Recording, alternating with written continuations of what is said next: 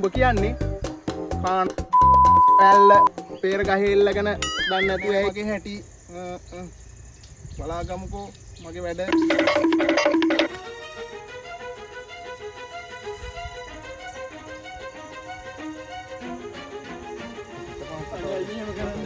ඉන්නේ ගන්නයි ෆෝන් එක වැඩක් නැහැ මට අනේ අයියෝ කරන්න එපායි ෆෝන් අයියා අනේ එහෙම කරන්න එපායි හිටපන් ෆෝන් එක ගන්න මට මොකුත් කරන්න එපා අනේ අයියා එහෙම කරන්න එපායි ඔය ඉන්නේ ෆෝන් එක ඉස්සුවේ අනේ මම තියාගන්න ෆෝන් එක කරන්න මම තියාගන්න